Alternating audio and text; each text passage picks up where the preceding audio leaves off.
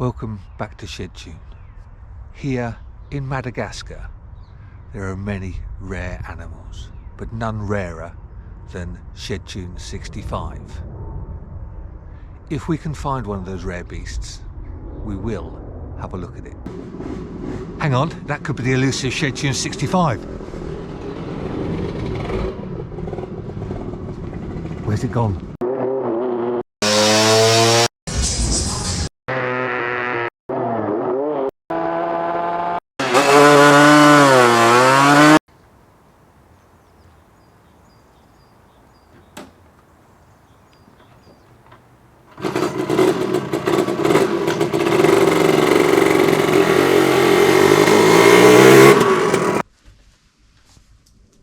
Got your makeup done?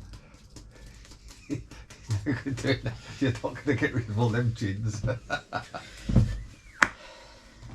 Call yourself a cinematographer? No, I don't actually. I don't even call myself a photographer these days. I call you something that starts with a C, but there you go. Let's introduce the scooter. This is Shedtune 65, or better known as Ed's Records. So this is a what? An Li? Li125 Series 2 1960. Right. But it's known as Shedtune 65 because we name ours with the numbers of what we do certain years, but unfortunately with this one it's different because this one isn't a 65, it's 1960. 65 is the age of my father-in-law Ian Edwards when he passed away, and that's obviously what Ed's Records is about. That's what this is about, Ed's Records. Yeah. He was passionate about music, soul mainly, and a bit of Elvis. But well, we've all got our crosses to bear. And he had this logo quite a few years back. Messed around when he used to do CDs and things like that. Yeah. He recorded at Ed's Records studio, just as a a bit of a laugh. Yeah, just a family in joke. Really loved the logo, so I had that tattooed on my leg a few years back. And then which leg? This one. The left one. Just checking that you remembered. Yeah. Yeah, and then when he passed, I just felt it just felt right to do something. So I really fancied the Series 2 because with the logo and everything, I felt that it would fit. From the people's responses, it obviously does. I know it does get a lot of attention at scooter rallies, doesn't it? It does. People just seem to like it. I think there's not really. I don't think there's anything not to like. No, because it's not like new. It's been done quite a few years now, hasn't it? Yeah. I can't actually remember when it was done now. That's Alzheimer's, that is. Yeah, I know. Sorry, who are you? Yeah, no, it's... So, I got Series 2 off my friend Nicola.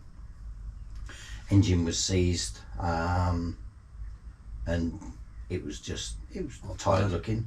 Knackered. Yeah.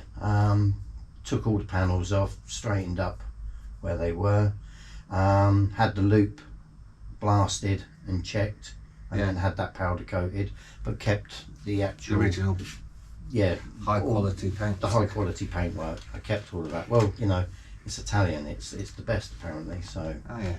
I'm gonna put a tab on mine. No, it's Indian. Exactly. Yours gets washed off. Yeah. Shouldn't say that. I've got one as well.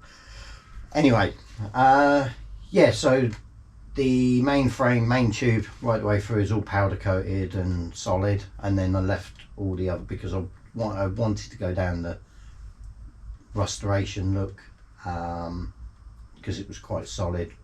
And there wasn't many restorations around when you did this, were there? There was a few. To be honest, there were a few. In the car scene, like the VW, it was bigger, but there were a few scooters around.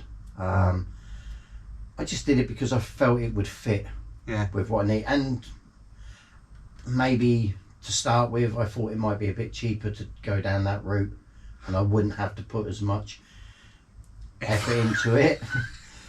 Secondly, there's also this worry that when you build yourself a really nice, beautiful custom scooter and all beautiful painted, that you're worried about getting it chipped and damaged. Whereas anything that looks knackered if this gets damaged, it only adds to it.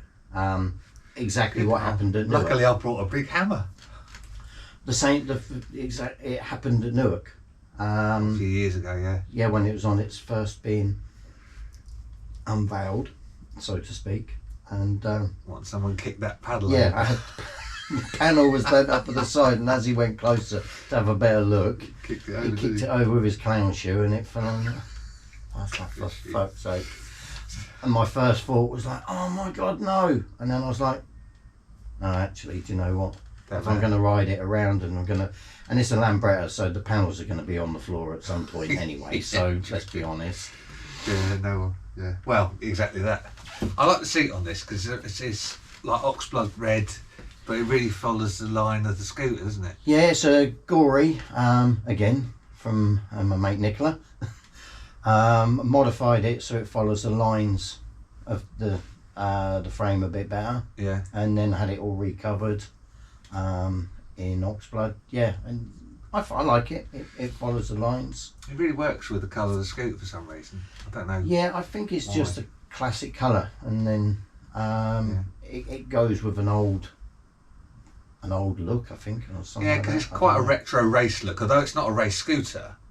No, and I think maybe the numbers on it do something to it. I've got 65 on the horn cover, which actually is taken from the old racing series. The old racing series 2s. They used to have them on there. Right.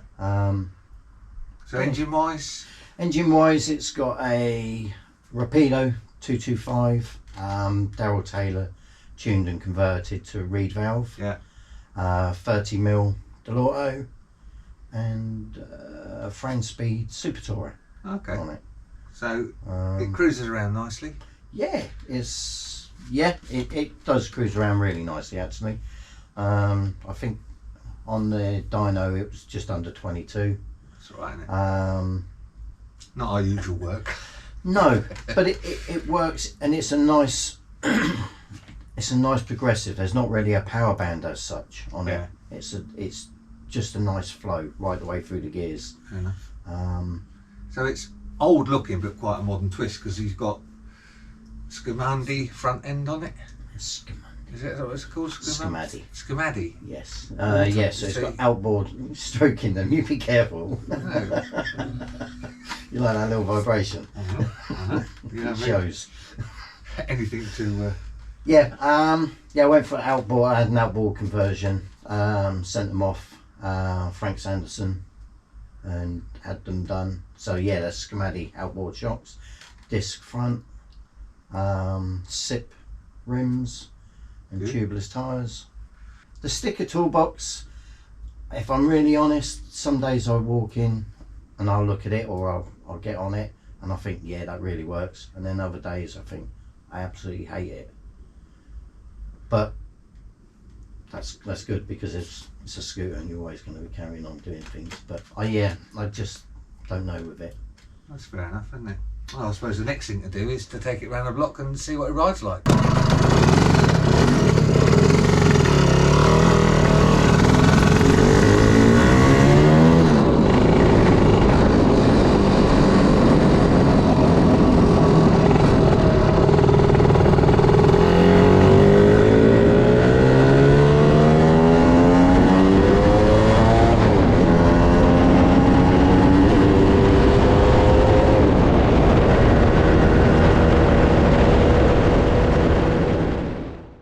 Some nice little details on this scooter, as Dom was just about to point out to you. So the rear light, as you can see, is a bit different. What's that all about, Dom? It's made out of a 54mm compression fitting. And like you say, you've had some pinstriping done. Yeah, had some pinstriping done. Toolbox headset, front mudguard. That was done by Slacker, the pinstriper. Quite nice.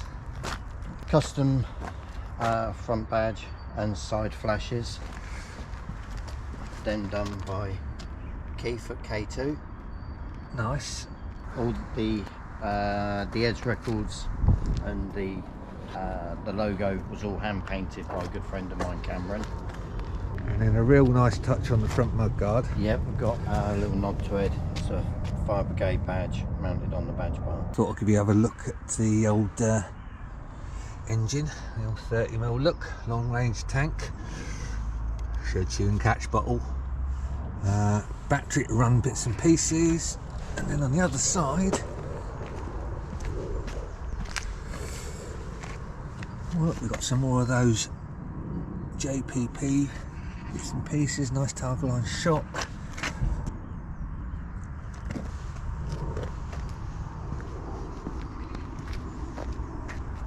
Right, that's going to be it for this week's video. Thanks very much for watching. I hope you enjoyed learning about Shedtune 65, or Ed's Records as it's known. It'd be great if you give it a thumbs up, maybe a subscribe, and we'll see you in the next video.